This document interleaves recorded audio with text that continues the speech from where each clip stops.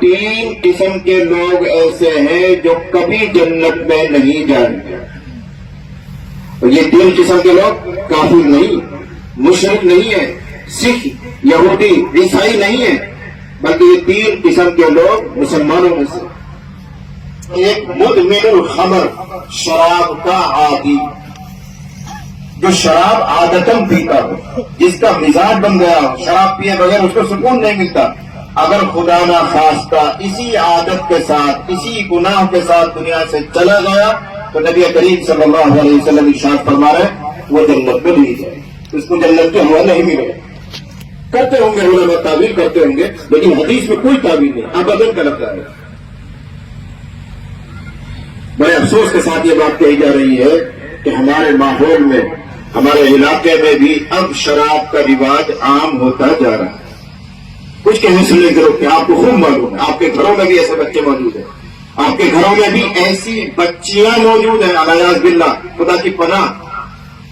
عورتیں، لڑکیاں شراب پی رہی ہیں اور بیوہ جیسے علاقے میں جہاں سے اللہ نے ایسا بہترین کام اٹھایا، ساری دنیا میں اصلاح ہو گئی، دعوت و تبلیغ کا کام.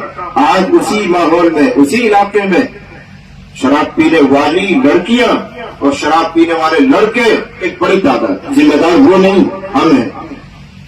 گھر کے کیسے یہ گناہ ہمارے گھر میں پھیل گیا، اس کی جوابدہی ہمیں کرنی پڑے.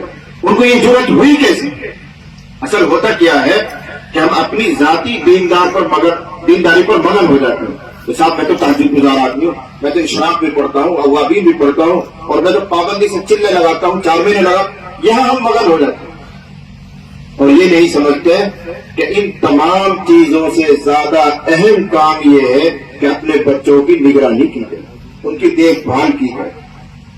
یاد رکھنا، اگر ایک آدمی اشراق نہیں پڑھ رہا ہے، اوابین نہیں پڑھ رہا ہے، تہجد نہیں پڑھ رہا ہے، تو اللہ کی قسم اس سے قیامت میں کوئی سوال جواب نہیں ہے. نفلی عبادت ہے، کرو تو وہ ہوا، تمہیں ثواب ملے گا. اور اگر نہیں کرتے ہو تو اللہ کے یہاں تم مجرم نہیں ہو، قصوروار نہیں ہو. اللہ تم سے نہیں پوچھے گا تہجد کیوں نہیں پڑھتے، اشراق کیوں نہیں پڑھتے، اوابین کیوں نہیں پڑھتے تھے، نبی لبی تسبیحات کیوں نہیں پڑھتے. بالکل سوال نہیں ہوگا. نفل ہے، کرو گے تو ثواب ملے گا، نہیں کرتے تو کوئی گناہ نہیں.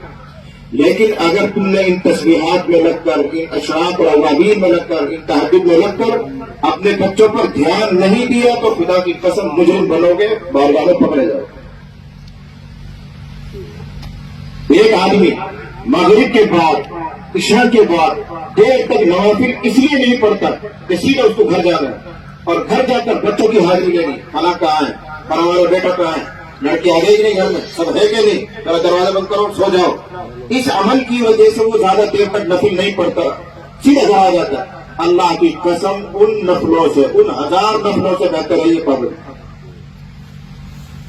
ثواب میں بھی، اجر میں بھی، اسلام میں بھی بہت ذمہ داری کے ساتھ یہ بات کہہ رہا ہوں. اور دوسری چیز کیا ہے، اس کو صحابہ بھی نہیں سمجھ رہے ہیں کہ میرے اللہ کے نبی یہ کیا چیز ہے. الرجلۃ من النساء، اس کا لفظی ترجمہ ہے عورتوں میں سے مرد بننے والیاں. ہے تو عورت لیکن اپنی چال ڈھال سے، لباس سے، وضاقتہ سے مردوں کی طرح رہتی ہیں. یہ ہے الرجلۃ من النساء. آسان کر کے سمجھاؤں، ہماری وہ بچیاں جو اسکول میں جا رہی ہیں، کالج میں جا رہی ہیں، اب وہ پینٹ پہنیں گی، شرٹ پہنیں گی، سروں کے بالوں کو وہ لڑکوں کی کٹنگ کی طرح چھوٹی چھوٹی کٹوائیں گی. ہے تو وہ لڑکی لیکن لڑکا بننے کی طرح رہ رہی ہے، لڑکوں کی طرح رہ رہی ہے. یہ الرجلۃ من النساء. ایسی عورت جنت کی خوشبو نہیں پائے گی. یہ میں نہیں کہہ رہا ہوں، میں کوئی جنت کا ٹھیکیدار نہیں ہوں، لیکن جو ٹھیکیدار ہے وہ سنا ہے کہ جو عورت مردوں کی مشابہت اختیار کرتی ہے، مردوں کی طرح بن ٹھن کر رہتی ہے، وہ جنت کی خوشبو نہیں پائے. اور تیسری چیز حضور نے ارشاد فرمائی جس کے بارے میں صحابہ نے پوچھا وہ کیا چیز ہے، الدیوس، وہ کیا چیز ہے اللہ کے نبی؟ آپ فرما رہے ہیں کہ 3 طرح کے لوگ جنت میں نہیں جائیں گے. نمبر 1 شراب پینے والا، نمبر 2 وہ عورت جو مردوں کی مشابہت اختیار کر لے، مردوں کی طرح کام کاج کرنے لگ جائے، مردوں کی سی وضاقتہ اپنا لے، اور تیسرا وہ جو دیوس ہوتا ہے. صحابہ نے پوچھا دیوس کیا ہے؟ بہت دھیان سے سننا. نبی نے ارشاد فرمایا دیوس وہ مرد ہے، یعنی وہ باپ، وہ شوہر، وہ بھائی، جو اپنے گھر کی عورتوں میں بے حیائی کو دیکھے اور برداشت کرے، کچھ نہ کہ وہ دیوس ہے، وہ جنت میں نہیں جائے، چاہے وہ حاجی صاحب ہے، چاہے وہ میاں جی صاحب ہے، وہ حضرت جی صاحب ہے، لیکن اپنے گھر کی عورتوں میں بے حیائی کو دیکھتا ہے تو دیوس ہے اور جنت میں نہیں جائے گا۔